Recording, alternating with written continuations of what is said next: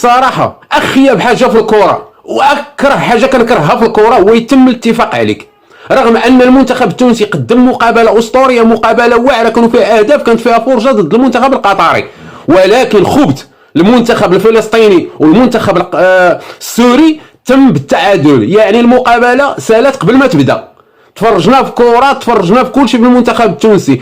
الماتش ديال المنتخب الفلسطيني والمنتخب السوري ما كاينه لا كرة، ما كاين لا والو، الكرة ما حضراش. يعني الماتش مسالي قبل ما يبدا، والدليل بان المنتخب السوري ما احتاجش على الغاء ضربة جزاء وما احتفلش بانه هو شد ضربة جزاء في الاول قبل ما يدوزوا للفار. يعني كانت مؤامرة ضد المنتخب التونسي لانه منتصر. يعني شوف الاحتفال بجوج ملي سال الماتش، يعني ملي سال الماتش خرجوا بالاحتفال بجوج، والاعلامي اللي كان ناقل الماتش كان كيصرح بان التعادل مزيان لهم بجوج والله يخرجوا بالتعادل. يعني المنتخبات الاخرين ما كانوش مسوقين لهم. بالعربيه كاينه مؤامره دارت ضد المنتخب التونسي، وقالها المدرب المنتخب القطري قبل ما يلعبوا، وقال لهم بان الفيفا خصها تقابل هذا الماتش ما بين سوريا وفلسطين لان كاينه تما مؤامره.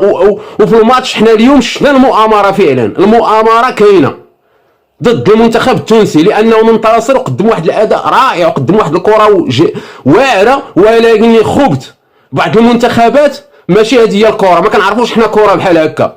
كره باش تلعب الماتش قبل ما يبدا تساليه بالتعادل، هذا هو خبط الكره. شنا محاولات، شنا فوره، يعني كل شيء كان مدروس، يعني كل شيء ما يعقد واحد. راه حنا كوايري، راه حنا كنلعبوا كره وكنعرفوا الكره كاين تما. وباقي سوريا وفلسطين باقي غيتفتح فيه تحقيق، لان وكان غيتفتح فيه تحقيق كون انتصر المنتخب القطري ضد المنتخب التونسي، وتشوف واش غيتفتح تحقيق ولا ما غيتفتحش. ولكن ملي انتصر المنتخب التونسي برافو ليكم صراحه، قدمتوا مقابله زوينه، شرفتونا، رغم انكم المهم خرجتوا بعدا بنتيجه، خرجتوا بانتصار، هذا هو المهم. مبروك للمنتخب التونسي هذا الانتصار رغم الخروج ديالو.